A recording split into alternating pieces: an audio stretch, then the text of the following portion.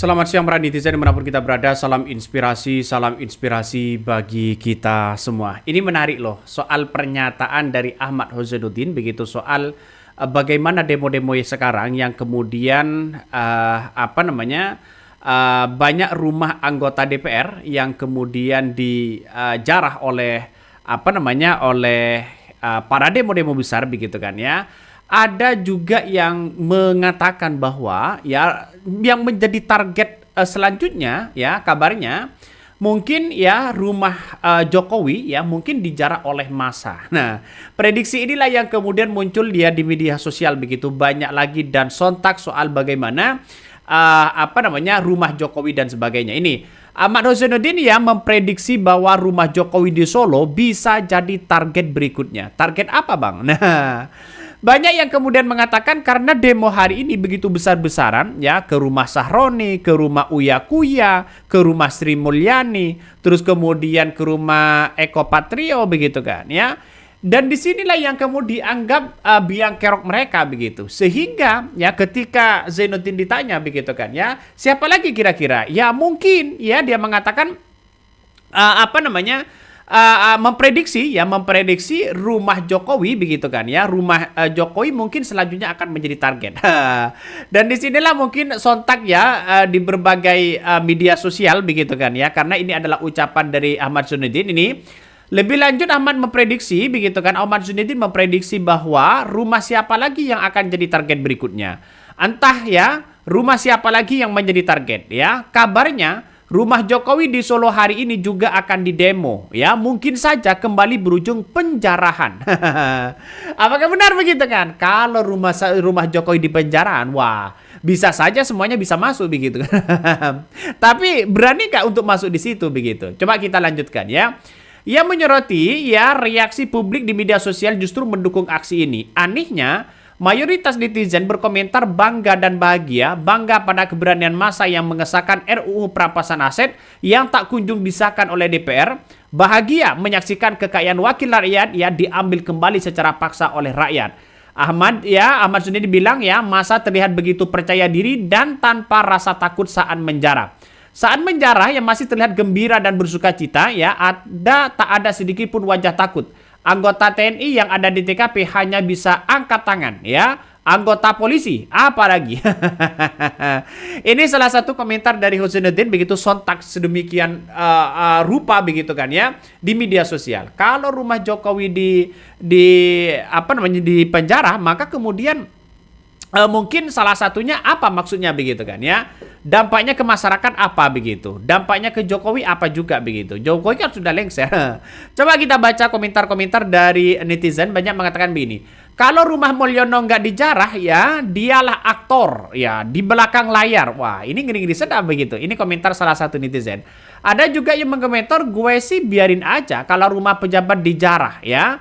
Digaji rakyat, terus kemudian malah bikin sengsara. Asal jangan rumah warga yang disasar. Tapi beberapa seperti Rocky Gerung mengatakan, ya ini akibatnya ketika ada warisan-warisan ya dari presiden sebelumnya yang tidak bisa dibendung lagi. Kekecewaan masyarakat itu sejak itu begitu. Kabarnya begitu kan. Tapi perlu diingat bahwa di zaman Prabowo hari ini begitu banyak beban yang sangat luar biasa ya. Soal makan siang bergizi gratis, soal kebijakan-kebijakan infrastruktur begitu kan ya. Kalau tidak dikendalikan dengan baik oleh Presiden Prabowo, maka Prabowo lah yang dicap sebagai orang yang kemudian tidak bisa memimpin bangsa kita. Coba kita lihat saja. Jadi padahal kalau melihat dari ke belakang, flashback ke belakang, di mana pemimpin-pemimpinnya begitu kan ya, yang nampaknya seolah-olah adem ayem, tapi di balik mereka banyak terungkap korupsi-korupsi besar. Jadi mungkin inilah yang kemudian kekecewaan masyarakat semakin memuncak juga begitu. Tapi pertanyaannya adalah kalau masyarakat kecewa terhadap kebijakan-kebijakan presiden sebelumnya, kan seharusnya kan rumah si Mulyono begitu yang dipenjara begitu kan ya. Tapi bukan membakar pos polisi, membakar legan yang lain begitu kan. Jadi saya kira dengan adanya seperti ini karena berbarengan apa yang kemudian terjadi begitu kan ya. Soal ojol yang ditabrak, terus kemudian soal pernyataan DPR dan sebagainya begitu. Ini merupakan akumulasi dari kekecewaan masyarakat di masa ya pemimpin sebelumnya. Kabarnya begitu. Banyak sekali pro dan kontra begitu. Dan pada akhirnya di rumah Jokowi bisa saja dijaga dengan ketat begitu ya.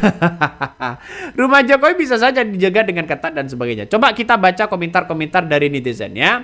Jauh rumah Jokowi sudah dijaga ketat ya. Mana mungkin ada yang berani? Wah, ngiri-ngiri sedap, Bos. Kalau sudah dijaga dengan ketat ini sudah hati-hati betul begitu kan ya. Pertanyaannya sekarang muncul lagi ya, di mana Jokowi saat pembakaran dan penjajahan merobek berbagai di daerah? Apakah hanya mengucapkan bela sungkawa ya terhadap meninggalnya ojol itu atau bagaimana? Ya kita nggak tahu begitu kan ya. Tapi dengan adanya seperti ini, para relawan-relawan Jokowi begitu kan ya. Terus kemudian para pendukung-pendukung Mulyono banyak yang kemudian tepuk tangan. Karena dianggap narasi-narasi seperti ini bisa menjatuhkan Prabowo. Bisa mengganggu stabilitas Prabowo, ya, mengganggu stabilitas politiknya begitu, ya, bagi pendukung-pendukung mereka. Kalau orang kemudian ingin melengsarkan Prabowo, yang naik tahta di situ siapa? Apakah Gibran? Apakah mau kita dipimpin oleh Gibran? Prabowo saja tidak mampu, apalagi Gibran. Kecuali ya ayam tentram santai bagi koruptor seolah-olah dibiarkan dan sebagainya begitu kan. Senyap seolah-olah tidak ada apa-apa begitu. Jadi saya kira kalau masyarakat diam ini semakin ditindas. kita akan kita lihat saja begitu. Karena demo ini sudah di mana-mana begitu kan ya, sudah di mana-mana. Jadi ini ada yang juga mengatakan begini ya, nggak usah posting dia lagi, masa lalu nggak penting katanya begitu kan ya. Karena mungkin akibat kekecewaan dari masyarakat yang selama ini kecewa besar begitu kan ya. Dalam beberapa postingan yang kemudian muncul di Gelora mengatakan begini ya.